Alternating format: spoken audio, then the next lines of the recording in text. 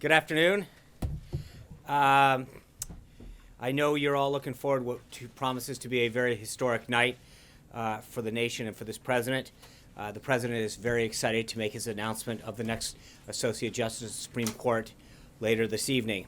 According to some polls, and you know we love polls around here, for 70% of the voters, President's choice for Supreme Court was an important factor in their choice of the ballot box in November.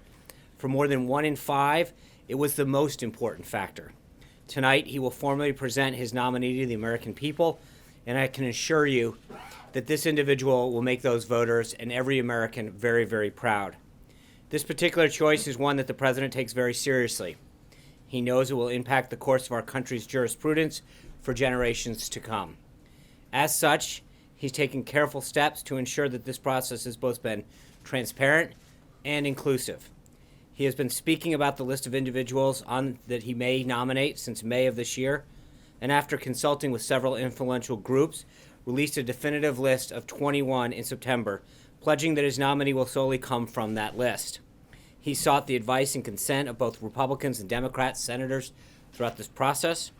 The president recognizes the gravity of his choice to fill the seat left by Justice Scalia, one of the most steadfast protectors of our liberty and devotees of our Constitution that ever graced the bench. Whomever the president selects will be a worthy successor to the brilliant legal mind and constitutional dedication of Justice Scalia. It's our intention to start promptly tonight in the East Room at 8:02 p.m. Preset will begin at 6:30. The East Room will be available for live shots approximately 20 minutes following the announcements, and both the briefing room and Pebble Beach outside have extended hours tonight to accommodate any additional journalistic needs. We'll have further guidance on tonight's plans as the day evolves.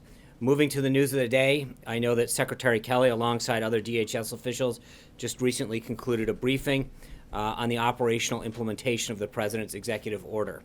I think it's pretty clear from the Secretary's press conference that this executive order was enacted with the proper preparation and coordination between the White House and DHS, and that implementation will continue and proceed as planned.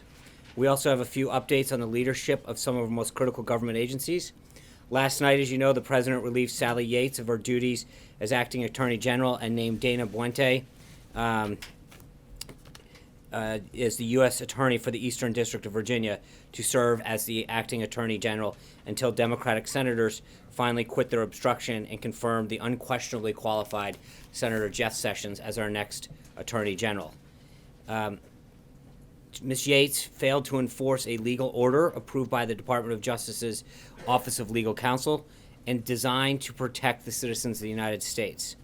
Calling for tougher vetting individuals from travelers from 7 nations is not extreme. It is reasonable and necessary to protect our country. Around 9 p.m. last night, the President signed an affidavit of nomination for Mr. Boente as one of his first official actions as in his new post as Acting Attorney General. He signed a memorandum rescinding Sally Yates' guidance regarding the President's executive order to ensure its full implementation. Last night, the President also announced the appointment of Thomas Homan as Acting Assistant Secretary of Homeland Security and Director of ICE. Mr. Homan has a long career at ICE, most recently serving as the Executive Associate Director for Enforcement and Removal Operations. Having a professional in place like this to serve as the acting director is critical to ensuring the efficient administration of the President's agenda. One other update from a story yesterday. I hope you all saw the statement that was put out from the Joint Chiefs of Staff, where Chairman Dunford discussed the reorganization of the National Security Council, and he made it clear that he continues to fully participate in the interagency process and provide the best possible military advice to the President and members of the NSC. I really hope that that statement closes the book on the misleading narrative, and this should hopefully be the final time that we have to address what was in the National Security Directive. The family of the President the President also had a very somber and lengthy conversation with the family of Chief Petty Officer William Ryan Owens. The President offered his sincerest condolences to Officer Owens' wife, his father, and their 3 children. Chief Owens was on his 12th deployment, from what I understand. We could never repay the debt of gratitude we owe him, the freedom that he fought for, and the sacrifice that he made, as well as the other members of his unit who were injured in this operation. Today in the Senate, two of the president's nominees advanced out of the committee. The Energy and Natural Resources Committee approved the nominations of both Congressman Ryan Zinke as the next Interior Secretary and the nomination of former Texas Governor Rick Perry as the next Secretary of Energy. Elaine Chao also gratefully received the approval of the full Senate to become the next Secretary of Transportation.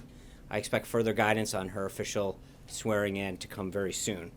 The Senate Democrats have done everything in their power to slow the work of the Senate, while the President continues to take decisive action, just like he promised during the thing. So it's unfortunate that Senate Democrats remain so out of touch with the message that the American people sent this past November. The people want change. President Trump is delivering that change, and the only response from Senate Democrats so far is to try to stall the core functions of our government. I know that I've repeated this every day, but honestly, it's getting a bit ridiculous. The idea that these highly qualified nominees have the votes for their nomination to be endorsed out of committee and get a full vote, or being stalled because Democrats are boycotting the committee vote, is outrageous. The mere idea that they're not even showing up to hearings is truly outrageous. So I'd like to give a special shout out to the folks at C-SPAN for making sure that all of these embarrassing actions by Senate Democrats get the wall-to-wall coverage that they deserve. Voters are going to remember what senators stood in the way of when President Trump trying to install his agency and department heads the next time their name is on a ballot. I don't mean to sound like a broken record, but the numbers don't lie. 16 of President Trump's nominees to head major department and agencies are still waiting to be confirmed. At the same time, in 2009, President Obama only had 7 of these people waiting confirmation. In 2001, President Bush had all but 2. Moving on, here at the White House this morning, we reiterated the President's intention to continue to enforce the executive order protecting employees from the anti-LGBTQ discrimination while working for the federal government or contractors. Also this morning, the President had a breakfast and listening session with major pharmaceutical company executives and in the Roosevelt Room. Merck, Johnson & Johnson, Celgene, Amgen, Eli Lilly, and the Pharma Trade Group were represented at the meeting. Chairman Greg Walden, chairman of the House Committee on Energy and Commerce, also participated. During the meeting, the President commended their progress in lowering drug prices, but also reiterated his insistence that there's more work to be done. He promised to continue reducing the burdensome regulations that raise the cost of doing business in America. He was pleased to hear that the chairman of Amgen, Robert Bradway, discussed how 1,600 American jobs will be added by Amgen. This administration will continue to prioritize jobs and make it easier for businesses around this country to hire more Americans. The President had lunch with Mayor Giuliani just a short time ago, who serves as the CEO of an international security firm, Giuliani Partners, and was tapped by the President to lend his expertise to the administration's cyber efforts. Mayor Giuliani was asked to initiate this process because of his long and very successful government career in law enforcement and his 15 years in private sector security, providing solutions for the challenges that we face in the cyber world. During the transition, the President announced that he intended to host a series of meetings with senior corporate executives from companies that are facing challenges such as hacking, intrusions, disruptions, manipulations, theft of data and identities, and securing information from technological infrastructures. These are the same challenges facing the government that are facing public entities and businesses, and the President believes that solutions to these issues will often come from the private sector. Following the lunch with Mayor Giuliani, the President will host a listening session with these cybersecurity experts and Mayor Giuliani. No consensus or advice on the recommendations resulting from the group are widely expected, but we do expect a spirited, wide-ranging discussion regarding the growing cybersecurity threats that our nation is facing. Later this afternoon, the President will sign an executive order, or potentially sign one, that the federal government's cybersecurity efforts and give leaders the tools they need to keep the country safe from cyber attacks. The order does 3 main things. It secures the federal networks we operate on behalf of the American people. It'll work with industry to protect critical infrastructure and maintain our way of life, and it will advance the cause of internet freedom. More information will be available later this afternoon, but the executive order is the first step in the President taking the address of new security challenges in the 21st century. The Vice President today participated in the Republican policy lunch in the Senate. He'll hold several meetings with members on Capitol Hill, the beginning of extensive outreach by our legislative affairs team on the President's Supreme Court choice. Tonight, the Vice President will swear in Elaine Chao, as I mentioned. We'll have further updates. We expect it to be at 5 o'clock in the ceremonial office across the way in the old Executive Office building. Secretary Chao is one of the most successful cabinet American officials in American history, having been the longest tenured Secretary of Labor since World War II, and also serving as the Deputy Secretary of Transportation under George H.W. Bush's administration. She's the perfect choice to lead the Department of Transportation into what promises to be a significant period of modernization and improvement. As I already mentioned, the last thing on our schedule for tonight is the President's announcement of the next Associate Justice for the Supreme Court. Tomorrow's the kickoff for Black History Month, and the White House is excited to host a series of events this month in recognition of it. In particular, the U.S. Post Office will hold a ceremony tomorrow celebrating the official issuance of the Dorothy Height Forever stamp. Dr. Height led the National Council of Negro Women for 4 decades and is a true pioneer in the civil rights movement. Finally, a couple administrative notes. On Friday, the President will depart from this White House to the Winter White House down at Mar-a-Lago, where he'll spend the weekend and be holding meetings. Further guidance on both trips will be coming out throughout the week. And I'm excited to announce that following up on our announcement of expanding the press briefing room to Skype seats, we'll officially be launching the briefing room tomorrow. The inaugural panelists will be Natalie Herbeck from Fox 8 in Cleveland, Ohio, Lars Larson of The Lars Larson Show, Jeff Joby from Joby Publishing in South Central Kentucky, and Kimberly Kalunian from WPRI in Rhode Island. I'm not sure how she snuck in there. I look forward to virtually welcoming them to the briefing room. And with that, some questions. John Roberts. The removal last night of Ms. Yates from her position has raised questions as to how this president will deal with dissent in the ranks currently and in the future. Does he see what she said yesterday as a difference of opinion, an act of insubordination? How would he read it, and how will he act on similar things in the future? Well, there's a big difference, John, between listening and sharing ideas and executing lawful orders. It is the right of every American to express their idea and opinion, and frankly, that's what you've seen the president do today. We're talking about leaving, at the 2 o'clock hour, him sitting down with cyber experts to get their opinions and ideas how to protect our critical infrastructures. But there's a difference when she, as the acting attorney general, is not only responsible but required to execute lawful orders and defiantly says no. As someone who is chosen to lead a department, she was rightfully removed. That is a position of leadership that is given to somebody who is supposed to execute orders that are handed down to them properly, of which that executive order was 100% done. Ironically, it went through their offices, the Department of Justice Office of Legal Compliance.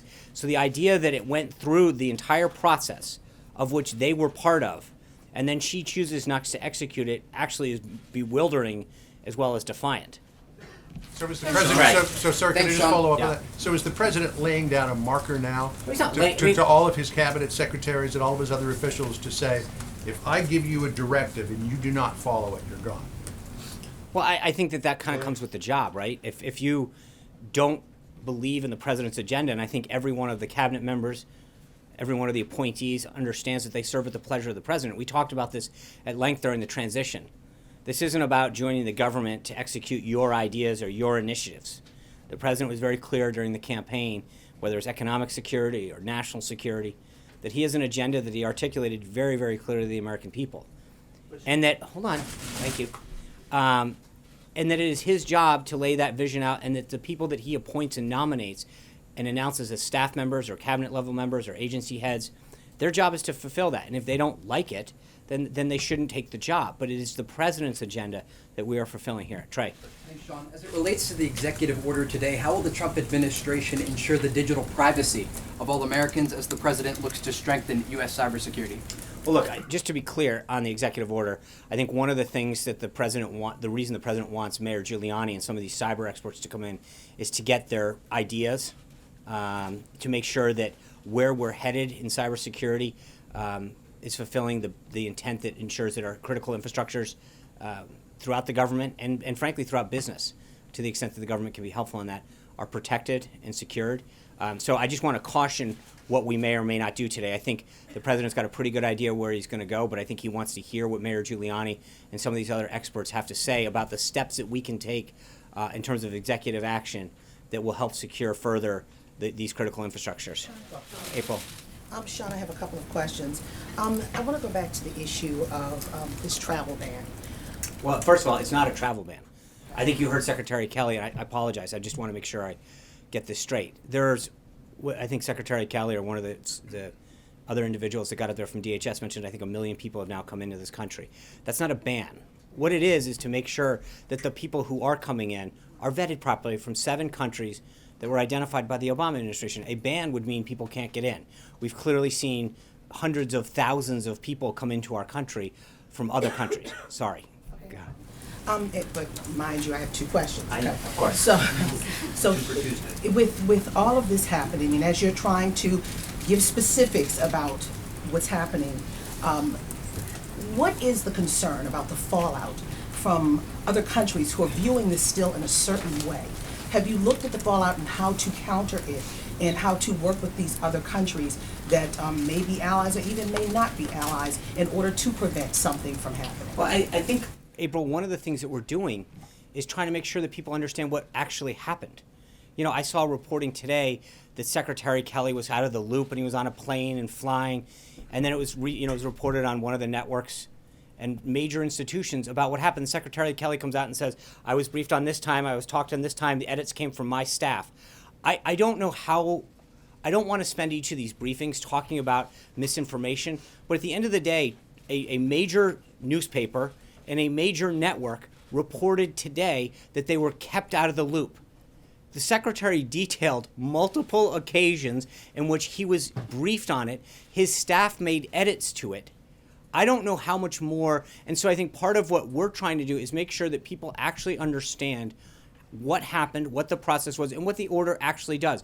Because when we use words like travel ban, that misrepresents what it is. It's 7 countries previously identified by the Obama administration where, frankly, we don't get the information that we need for people coming into this country. Because what this isn't about is not just the people. It's about the information that another country provides us. So we work with other countries, and we have systems in place to ensure that when you travel from our country to or from their country to our country, vice versa, that we are sharing information about passengers and citizens that are going in and out. These 7 countries in particular, we don't have the information that is necessarily required to make an accurate determination at the time of entry into our country. So we are going to make sure that because that country doesn't have maybe either the systems in place or in some cases the willingness to provide us the information necessary to ensure that the people that are coming into this country are properly vetted. This isn't about refugees, it's about travelers. And that's what this is about. And so part of what we're doing is frankly making sure that other countries understand exactly what was in the order, how it applies, what it means to visas and waivers and all this kind of stuff. But for the most part, you've seen a lot of panic and then people actually stopping, reading the order and realizing, oh, that's it? And I think that's where we've tried to make sure that people have the facts. So you're doing outreach for that? We're not just doing outreach. I think we're doing as many briefings. Secretary Kelly going out there a little while ago with the head of both ICE and CBP is trying to make sure that people understand that the process is working correctly. It's working very well, that the government is doing what it's supposed to protect its people. And that's the number one thing that we can do. Yeah. Well, wait a minute, the second Sorry, question. you're right. Okay, yes. Now, the president met with the pharmaceutical heads. Yeah. When is this meeting scheduled for Congressman Elijah Cummings and President Trump? After that call, Right. President Trump made My Elijah- understanding is that Congressman Cummings he was invited to this meeting. He had a scheduling conflict, and we're looking at setting it back up. But he was invited to the meeting today. He informed us he had a scheduling conflict, and we're looking to get it back on the books as soon as we can. One-on-one, not That's what necessarily. I expect at this point. It'll be one-on-one. Sean? Thanks a lot, Sean. Does the president anticipate a difficult confirmation fight for his nominee, whoever that is? No. I think that we've proven so far that the Democrats can try to obstruct, but at the end of the day, the will of the American people is going to overcome that. And if, again, what I mentioned at the outset of this is the advice and consent piece of this. He and our team have met with senators from both sides of the aisle to make sure that we understand the qualities that they are looking for in the next associate justice. And I think that we've done a very, very good job of getting a nominee in place that will be announced tonight that meets the criteria that they set forth. They may not like their political or philosophical background, but I think the criteria in terms of academia background, time on the bench, the expertise and criteria meets the intent of both Republicans and Democrats. John Givney. Do you believe you can get 9 Democrats to support I this do. nominee? Absolutely. Because I think at the end of the day, one of the things that's been a time-honored tradition in this country is that we recognize that the confirmation process is if you're the default is that if you're qualified for the position, then you should be confirmed, not the other way around. And I think that most Democrats realize that at some point having a court that is not fully operational is not the political fight to have. Sean, let John me Givney. ask you the obvious follow-up question then. At least one Republican senator has said Democrats have removed the filibuster from just about every other appointment aside from the Supreme Court. And he said several Republicans say they would have no hesitation about moving for another nuclear option if Democrats attempt a filibuster of any of the possible nominees. Is this something the president would support, and has he discussed it with members of the Senate? Well, I think first and foremost, taking a step to the last question, I think we're going to get the 9 senators regardless, and I wouldn't be surprised if we get more. When you look at, and I'll be able to shed more light on this tomorrow in terms of the background, but I think that we've got an individual that I think is hopefully going to garner widespread bipartisan support, because I think this individual has the qualifications and the experience and the judicial philosophy that should win bipartisan support. That being said, beyond that, I would suggest that Senator McConnell has done a phenomenal job of moving things along in the Senate to the extent that Democrats will let him, and I'll leave any further questions on how the Senate operates to Blake. Sean, thanks. We know that the list of 21 was put out during the campaign. We Right. know that at 8:02 tonight, the president is going to reveal his selection. Can you kind of fill the gap in between as to how often the president might have spoken with this person, whether there were any meetings here at the White House, just any of how he got there, and in the last hours or in the last days here, really, who has he leaned on to kind of narrow this down? And then a follow-up, if you don't mind. I will say I think I probably shed a lot more light on this tomorrow. I appreciate the effort to try to head that off, but tomorrow I think we might be able to have a little bit more of a discussion as to how the president came to this choice. He may touch on it a little tonight. I'll leave it to him, but I appreciate that. Let me ask you then about news of the day. Prescription drug prices. Yeah. The president met with the pharma leaders earlier today. What makes him so confident that he can drive down drug prices, whereas administrations past have tried to do the same but haven't been able to? How is he going to go about it? Well, I think it's the story of his entire administration. He's a successful businessman and a top-notch negotiator. Several people tried to get the cost of planes down, the cost of the F-35 and the cost of the Air Force One, and through a couple conversations, he did it. Shaved billions off of the cost of both. Off the F-35, and significant off the next generation Air Force One. I think he has a track record so far just during the transition, but also as a businessman, he knows how to negotiate. And I think he's going to sit down with these individuals the same way that he's getting people to understand the agenda and the regulatory and tax climate that he wants to institute that's bringing jobs home.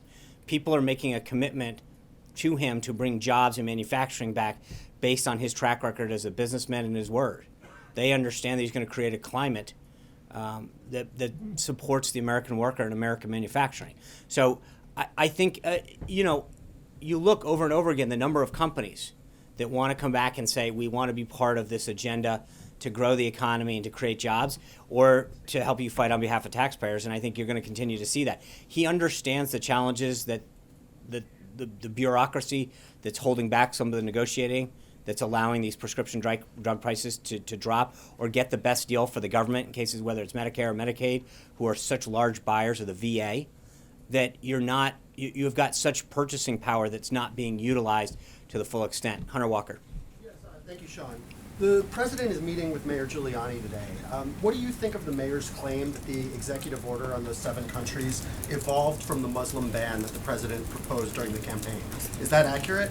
I think the president has talked about extreme vetting and the need to keep America safe for a very, very long time. At the same time, he's also made very clear that this is not a Muslim ban. It's not a travel ban. It's a vetting system to keep America safe. That's it, plain and simple. And all of the facts and a reading of it clearly show that that's what it is. But Mayor Zeke. Giuliani stressed that too, but he said that it came out of the desire to have a Then Muslim you should ban. ask Mayor Giuliani. That's his opinion. I'm just telling you what the president has said and what the president has done has been to focus on making sure that we keep the country safe, and that the executive order that was drafted does just that. It is it to make sure and to ensure that people coming in from 7 countries identified by the Obama administration, that we didn't have the proper systems to know who was coming into our country, was put in place, and a 90-day period was also granted to ensure that we knew how to further address vetting situations in the future. Thank you. Zeke. Thanks, Sean. Just following up again about the strike over the weekend in Yemen, can you confirm that the reports of the 8-year-old daughter of Anwar al-Awlaki was killed in that strike, and if you can address sort of the killing of an American citizen in this anti-terrorism operation? I'm not going to go any further than what the Department of Defense has released.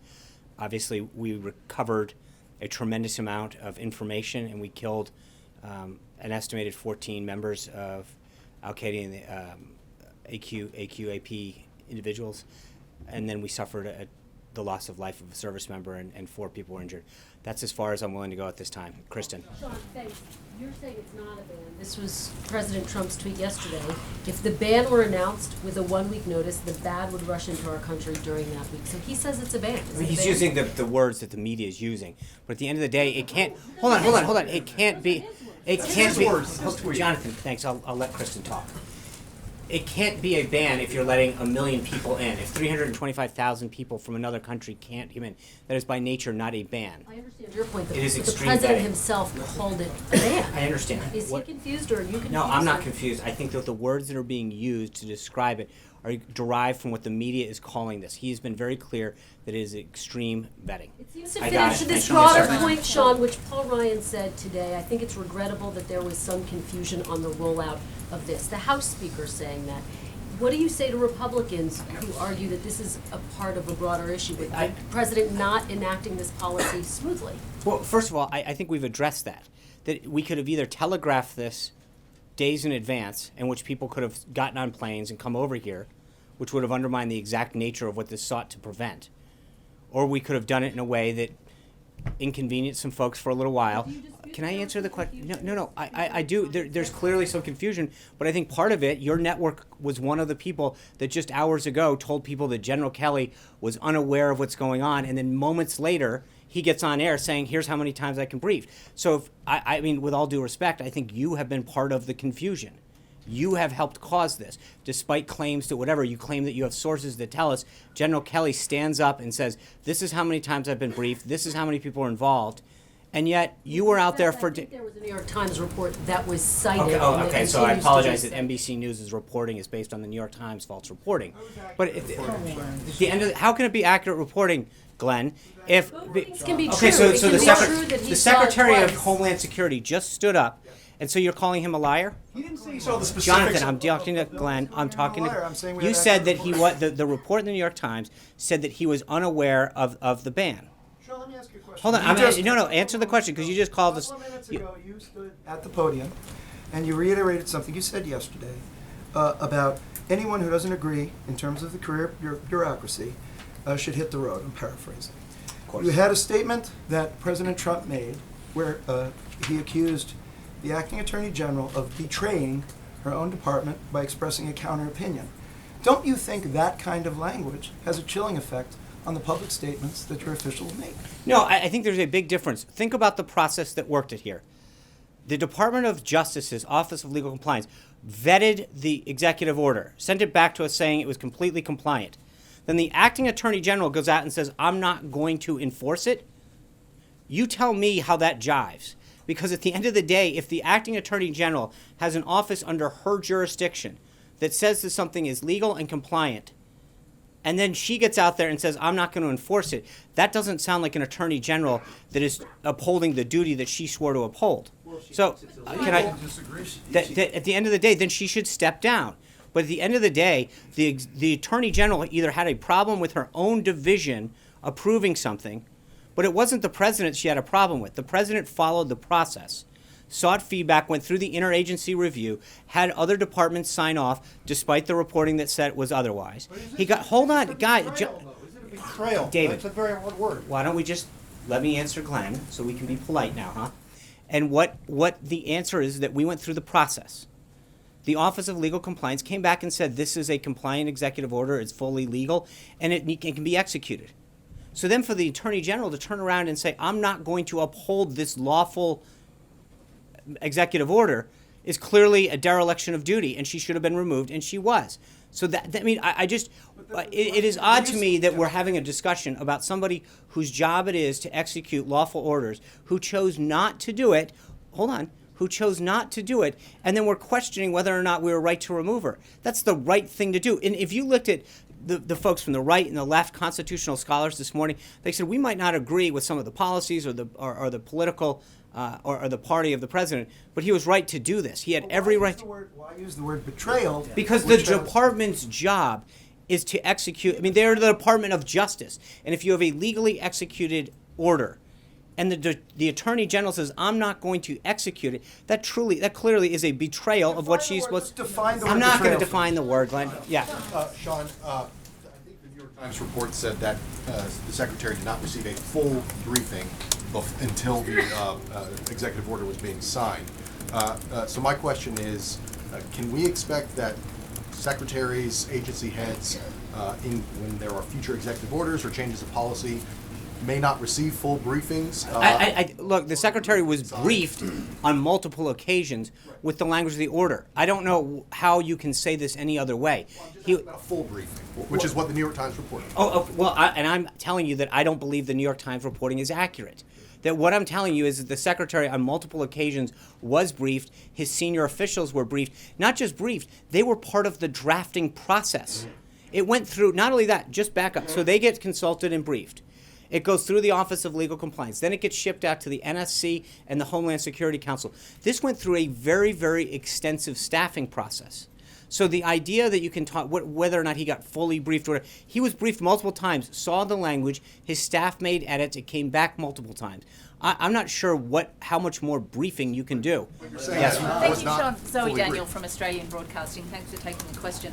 The Australian government made a recent deal with the Obama administration whereby the US would take refugees from Australia's offshore detention centres. Now, most of these people are from Iran, but also some are from Iraq and Somalia, among other places. Can you confirm that this deal is still on? Are those refugees exempt from what you describe as the extreme vetting, or will that deal change or be delayed? Yeah. So the deal specifically deals with 1,250 people that are mostly in, I think, Papua New Guinea being held.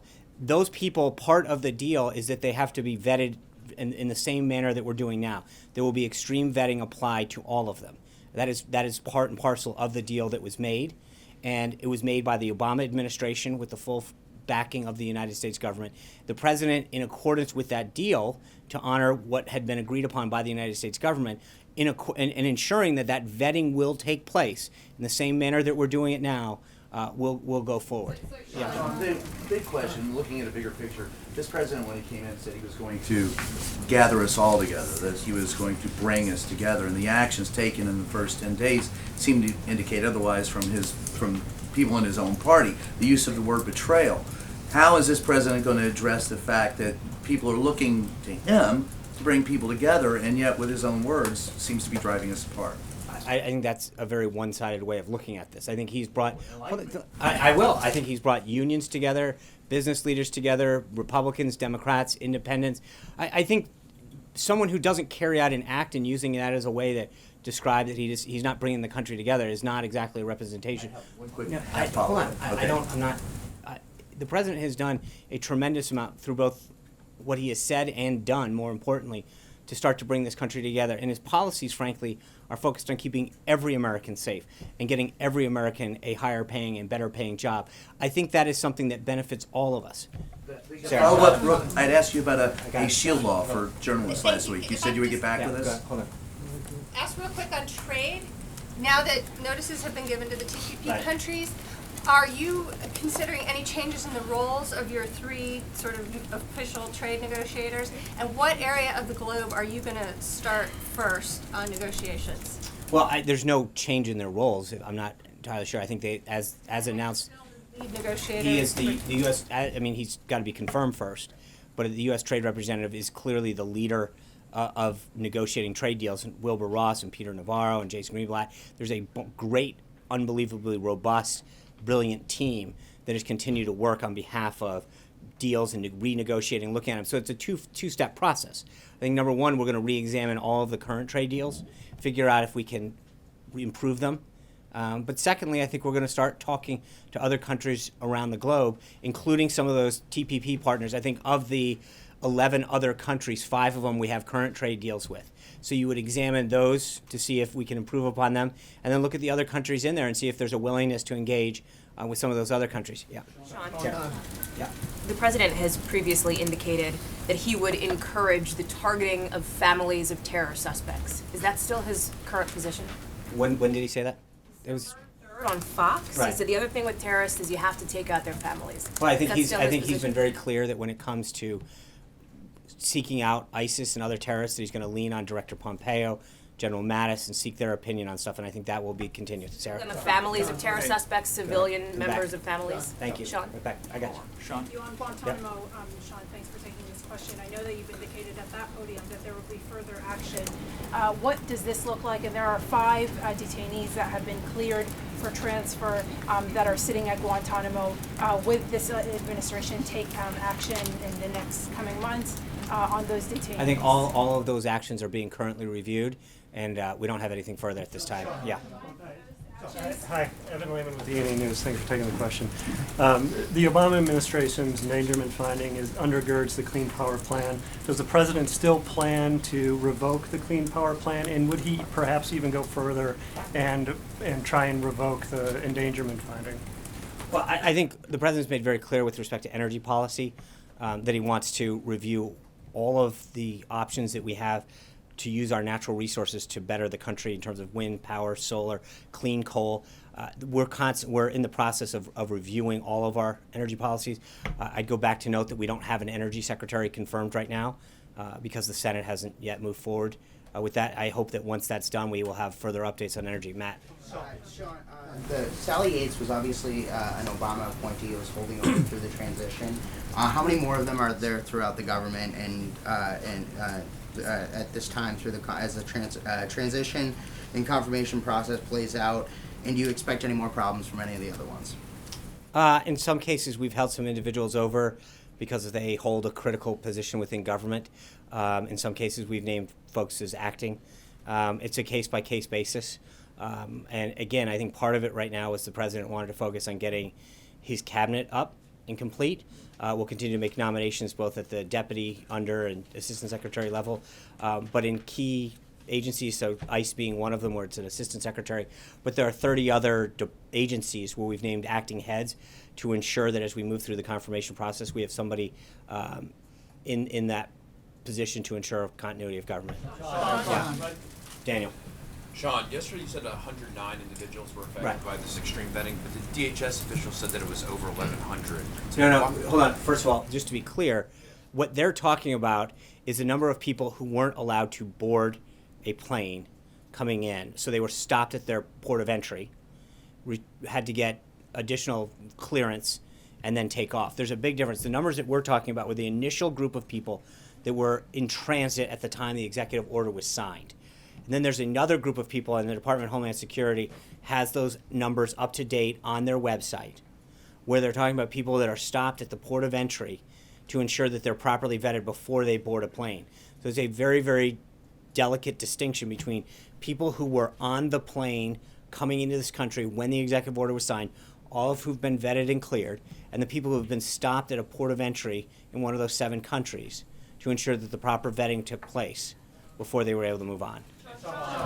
Yeah, Sean, Hallie's question was about civilians that are being targeted by the administration in anti-terror raids. And Zeke's question was about al-Awlaki's daughter. So let me ask you, is the president willing to kill and target American citizens, even minors, just because their family members are terrorists? No American citizen will ever be targeted. Yeah. One more follow-up there. I got it. If you're qualified for the position, you said earlier, if you're qualified for the position, you should get confirmed. That's not how Merrick Garland was treated in the previous administration. No, there's never been a situation in which you had a 4th term, someone that late in an election cycle. That had never occurred before. And I think that the Senate Republicans were very clear that we should wait and let the voters have a choice. And that's exactly what happened. As I noted at the beginning of this, 70% of people thought that the president's choice for the next Supreme Court was a major decision. That was something he campaigned on. I think when you're that late in a term, it had never happened before. And the goal was to make sure that the voters had a say in allowing that to happen. And I think that clearly it worked. The voters looked at that as a major reason in which they voted for the president. And I think that as we move forward, that's why I think we're going to get the support we need. Yeah, Penny. Sean, if the president does get his pick on the bench, what are any specific cases that the administration hopes that the court takes up in the near future? Well, there's a lot of cases that I think are in the queue right now that have the potential to be 4-4. I think the idea is to get this individual confirmed as soon as possible, just to get the docket moving. That's probably the biggest priority right now. Thank you guys very much. Have a great day. I'll see you tonight. Good luck, 8 o'clock. The president also said a very strict